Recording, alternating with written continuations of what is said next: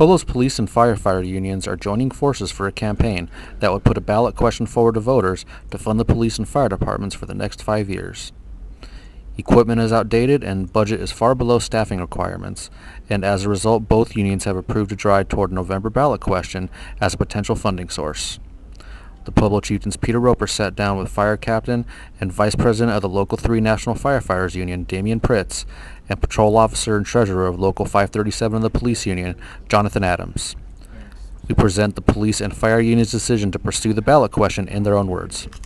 What kind of crystallized it was you had 4 council people, and they ran their campaigns on public safety. They said public safety is a top priority. During negotiations, it was said, but it wasn't felt, that public safety was a top priority. And then November, we pretty much had the budget in the works of what was going on.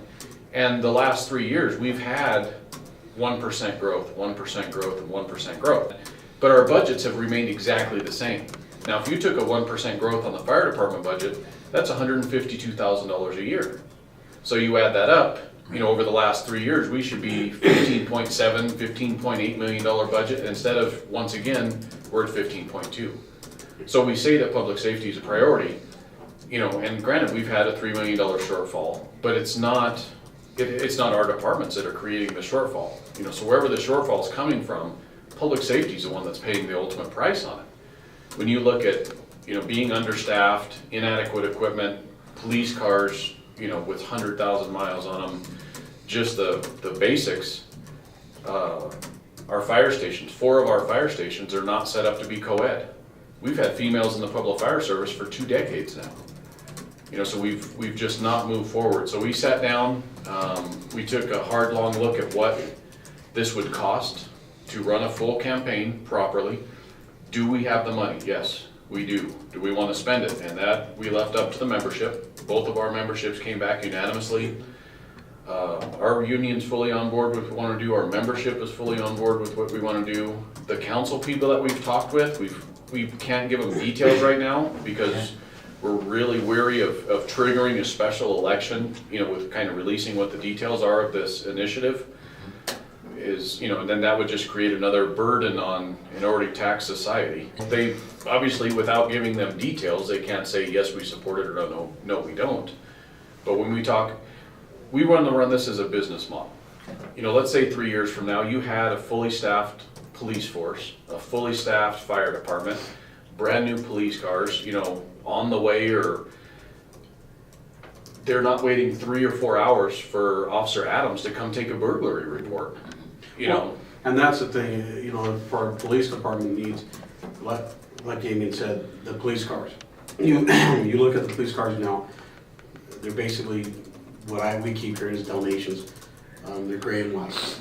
We're supposed to have a new black and white paint scheme, but we also have a great, Pueblo camouflage primer white to go with it. And they see that and they automatically think, or what's the first thought in your head? You see an officer who's supposed to be a trained professional show up in a vehicle that's basically falling apart, or it looks to be.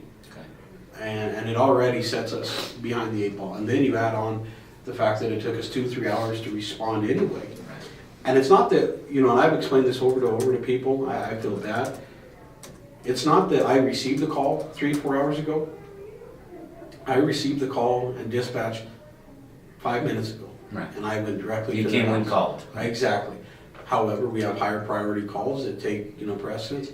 But at the same time, if someone comes home from work, or or a lady takes her kids to school and comes back and just gone 15-30 minutes and their house is burglarized, their whole day is they're just shut in shock. Right. Because that's something that's out of the norm. It's an emergency to them, and we're failing them as a community, as a police department, by not going there and getting there in a respectable amount of time. And basically we're re-victimizing them. And that's what this initiative is basically for, is not only to show the community, hey, we want to help you. It's not that we don't. We need the money to do it. We need the money to staff. Right now we're 27 officers from fully staffed. We're allocated 207. I know 14 of those are unfunded. But then you add another 13 that we don't have. And then we have retirements coming. I know we have a new class going through the academy now. We're hoping that helps. But the amount that will go through the academy, we're gonna probably have the same amount retire in the next year. And so we're basically running treading water. In a meaningful way for readers, what's not getting done for the fire department? Number one is staffing. Okay. That is the absolute biggest. We're down 12 out of, I believe, 133. Our command staff is a major issue right now. We have what should be a chief, 2 deputy chiefs, and then it moves down from there, but we have our deputy chief doing the job of chief with no other command staff assistants. And really where that comes down, if you look at how we're structured, each one of our deputy chiefs has a specific function. One deputy chief is for public safety. He's gonna be in charge of your training captain, your public programs, business inspections, code plan, code review, all of the things like regional building is gonna be involved in, so these new businesses that come to town. So when they feel the frustration that they can't get through the regional building process, I wanna open my business right now, the fire inspectors and everybody, they report to that deputy chief. So that's where that comes into play. So when you talk about, you're not gonna feel that impact right now, but 5 years down the road, 10 years down the road, these things that have slipped through, code violations, different things, you're asking for a catastrophic failure in our city, another branch in, for example.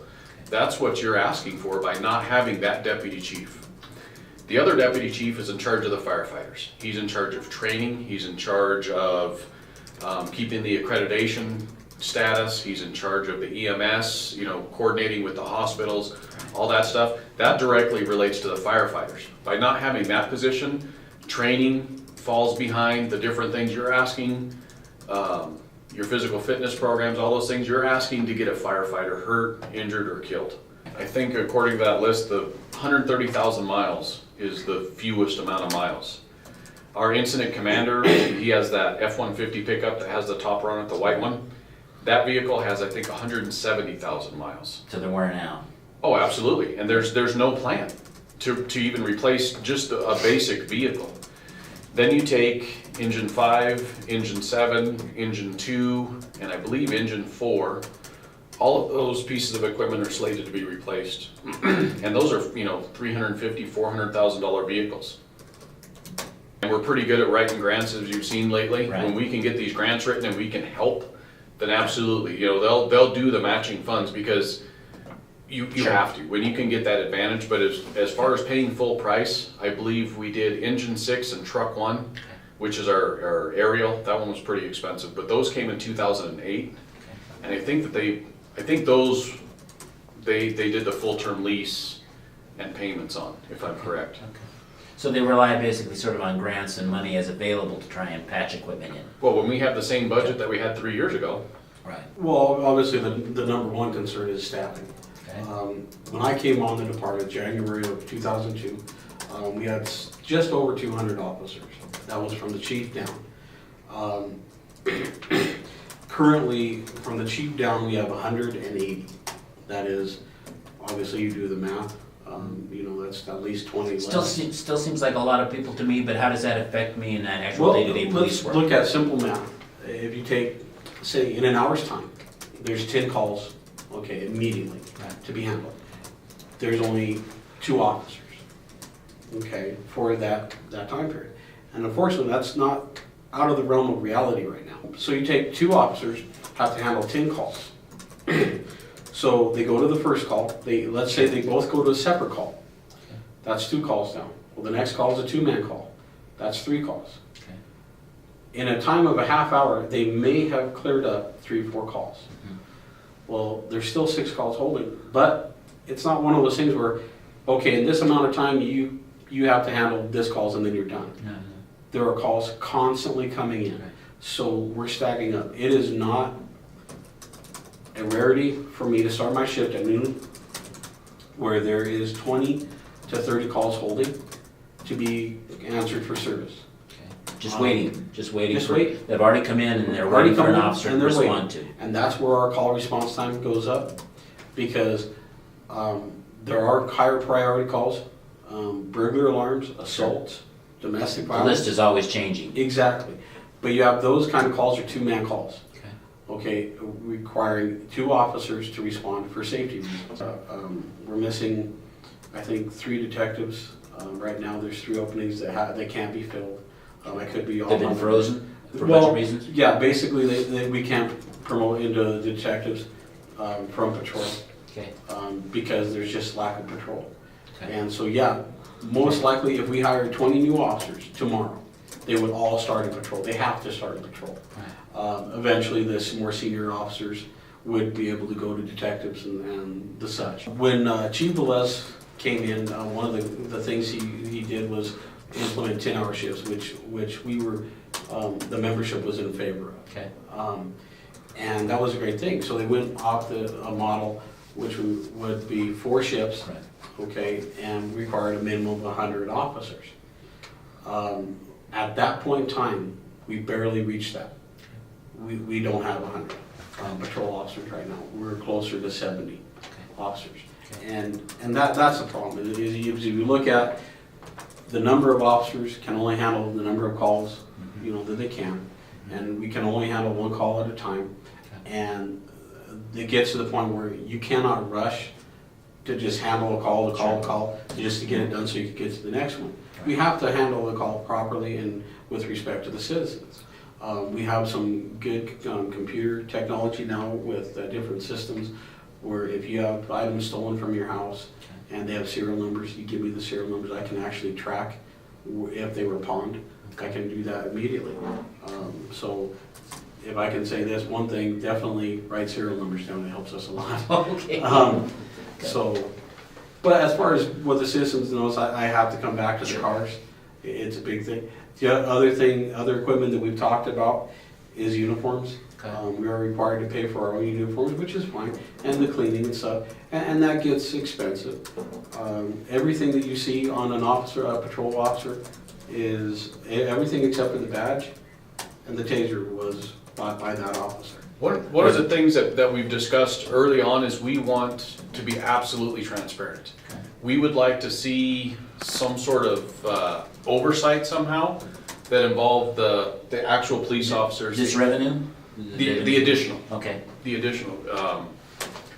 The police and fire, a couple representatives from each, as well as city council, we'd like them to decide what would you like to see? Would you like a couple business people? Would you like ordinary citizens? okay. That's why we just left with Mr. Kaufman, Okay, and we're asking them the same questions. We want to move together as a community. We see that we have to get back to basics. We have to take care of our citizens, or nothing's going to prosper. You could have the best businesses out there, but if your workers go home, they're waiting 3 or 4 hours for police. We don't have enough fire. They're not going to stay. Okay. We need to very much just get back to basics. And how do we do that transparently? We want to be crystal clear, see-through, and let's say the second year or the third year when we go back and the chiefs come to us, these committees with these recommendations, where we want this, because I guarantee they're going to say, we want $8 million in equipment. I want this. They're going to want the world. sure. Because we're so far behind. Right. So now, that's going to kind of be the job of this committee, to say, the chief wants this, and this, okay, he's only going to have this much money. Okay. So the council, everybody gets to sit down collectively in a transparent fashion and say, this is a priority. We think this would impact the community the most this year. Let's put that off until next year. And really prioritize where we're going to go with this. And ideally, we'd like to see this for 5 years, if we could So do you're looking that. at a limited initial.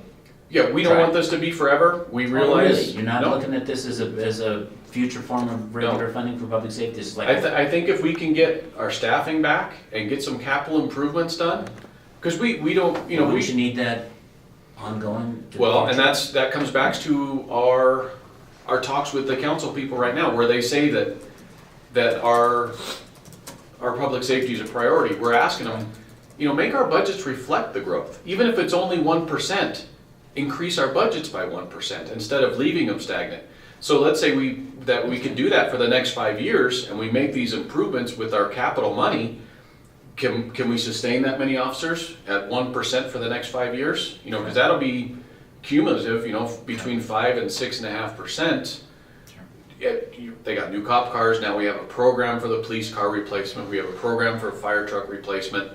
I think you can maintain the staff. You know, the last 3 years, if we'd have done that model, like I said, we'd be at 15.8 million. We'd have at least one deputy chief, we'd probably have a couple more firefighters. We wouldn't be in the situation we're in. Okay. So I think that's, as part of it, as this committee that we need to look at, as how do we become accountable to our citizens for public safety?